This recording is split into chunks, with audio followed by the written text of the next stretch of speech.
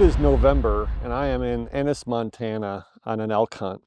I've done this hunt for about 12 years now, so I've really kind of learned what to bring, what not to bring, what to buy, that kind of stuff. So I thought while we're in between hunts, I'd kind of share what I have, why I did it, what I carry out in the field. So first things first, let's talk about what I wear.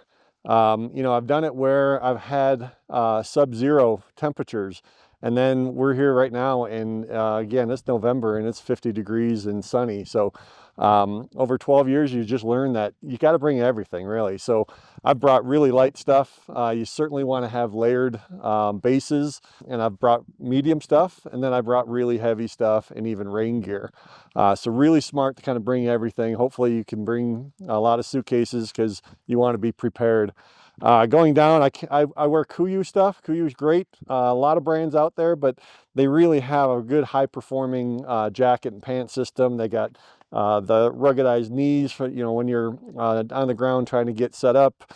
Waterproof, breathable, really nice stuff. I tend to carry about 3 sets of gloves. I really like the thin gloves because you still can get some feel, still blocks the wind. But again, if it starts snowing or if it's freezing rain or anything like that, you need a heavier glove so that your hands aren't frozen. So when you're pulling the trigger, you can feel everything. Hats. I tend to wear baseball hats. I like to do that because I'll typically have a hoodie. But again, you get into the elements, you certainly need beanies. I carry a Stormy Chromer because it's wool and insulated. You're able to pull the flaps down. So those are really great when the weather turns. A neck gaiter. A lot of times that's the only thing that's really exposed. So if you have a gaiter you can put around there, a lot of them are really lightweight, but they block that wind and just keep you warm. On top, when we go out, typically it's really dark, so I bring a headlamp. Gets you out on the trail real easily, but also when you're tracking or even when you're hopefully gutting and processing your animal, you could use that headlamp to see everything you need to see. So that's really most of the clothing. Every state's going to differ on how much orange you need. We use these nice fleece vests.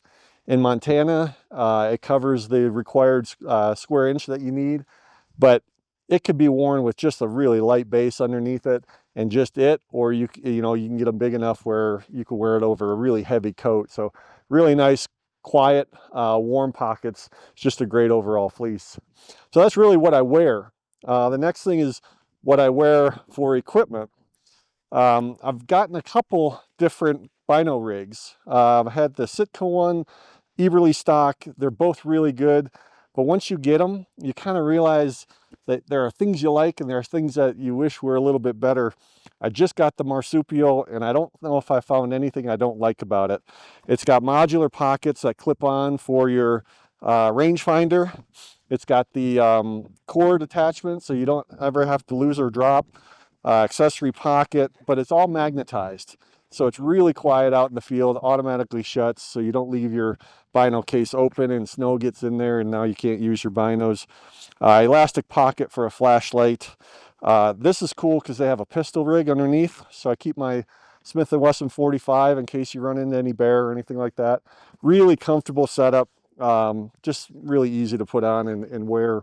So that's the bino rig. From a backpack standpoint, it really comes down to what you're doing out there. If you're going to go out for days, probably need a bigger pack. I started these hunts with a really big pack, and I found I really put too much stuff into it. It's just too big. So I've actually got into a Tenzing bag. This is actually a PRS bag for precision shooting. It's really kind of cool because it's channeled out in the front, so you can have a really good place to put your rifle when you're laying prone. Actually has Velcro attachments there to kind of get underneath and get you a really good position on your gun. A lot of pockets. What I store in here are all the gloves and things I told you about, the hats. I carry first aid material. I carry a Ziploc full of knives, different types of knives. I really use 2 primarily. They're both Havalons with the surgical blades that are replaceable so that when you are processing and cutting up your animal, it just makes it really easy, really sharp and clean. Rain gear, always have rain gear in here. I keep a long stretch of 550 cord in here. So if I have to tie my license on the animal or do anything where I have to tie things down, I have that. You always want to bring some toilet paper. You just never know. So I keep that in here.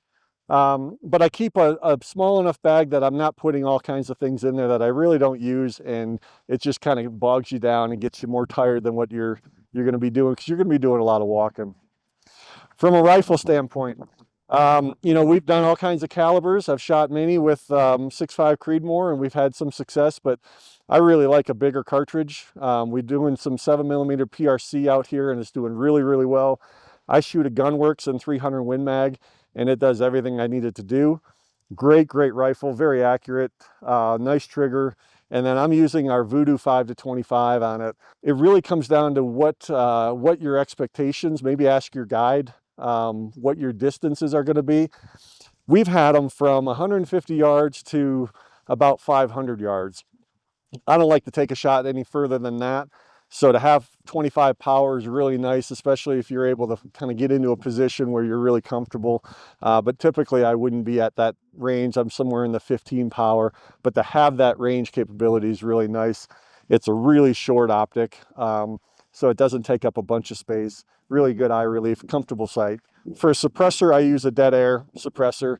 Again, check your state regulations. You may or may not be able to use suppressors for big game hunting. In Montana, we are allowed to, and it just makes it a lot easier. We're hunting here where a lot of times we're hunting off of a herd. There's about 175 head of elk not too far from here. And we've learned that if you just shoot with a suppressor, they really don't know where that shot's coming from. It's not as disruptive, and it's, you know, you're able to get your game, but also not disrupt the herd or really push them off your property. So suppressor is really important. Good ammo, really good performing ammo is key. I use Nosler's Accubon, 180 grain Accubon. It does wonders. And then hopefully you have time. You've already got your kill. If you got some extra days, I always bring a Fox Pro. There's a ton of game out here. There's badgers, there's coyotes, there's wolves, everything. So if you got time, you can go post up, see if you can't get some predators to come in and have some extra trigger time. Last thing is what you do to set up. You know, again, it's really going to vary. There's a lot of benches here that you can shoot down on. So shooting prone is probably the most popular and my favorite way to do it, because it's just a really stable setup. But it wouldn't hurt to carry, at a minimum, a bipod. I really like carrying a tripod. They are a little heavier, but you can get that hog saddle set up. If you're going to post up for a couple hours, you can get everything in position. This thing holds the gun just rock solid. And then when you're ready, you can pivot this thing anywhere you want. But what's really key is if you have to shoot up mountains, you know, a lot of times shooting down is easy. You just go prone. But if you got to shoot up, you got to get way up here, and these tripods get you into a position where you could shoot comfortably, especially if you're waiting something out. You're not having all that stress on your body. So a good tripod with a hog saddle mount is fantastic for these types of hunts. I tend to like the fiberglass ones, just make it lighter. They're easy to pack in and out, and you can also attach it to your backpack so you don't have to carry it all the time. So these are some of the things that I do. I've learned. I've brought some bad stuff. I've bought some really high performing stuff. Each year I'm learning more and more, and it's been great. I learn a lot from my guides. I learn a lot from the hunters that I bring.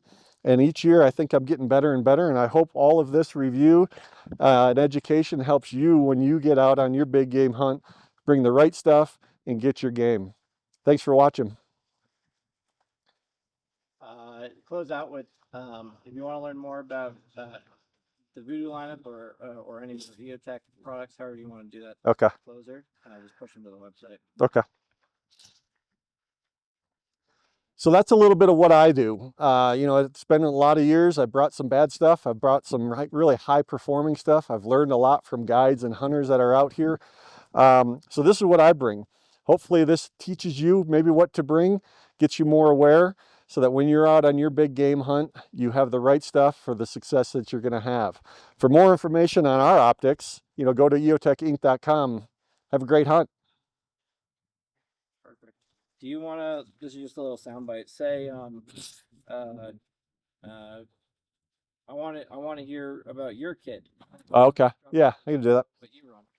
I'd almost rather not even, I mean, we could steer them to the gear store or but it's just one little segment and, Okay, you know, so yeah, let's just do that. I'll close it kind of the same way, but I'll say, I want to hear what you guys are planning. Yeah. get them to drop a comment. Yeah. Yeah. Okay. That's good. All right. So this is what I bring. It's 12 years of learning what not to bring, what to bring, higher performing stuff that didn't perform before. You can get new stuff. So this is what I bring. Hopefully this teaches you and helps you get the right gear for your big game hunt. We'd love to learn what you guys bring on your big game hunt. So drop a comment below and we'd love to read it and share it with our viewers.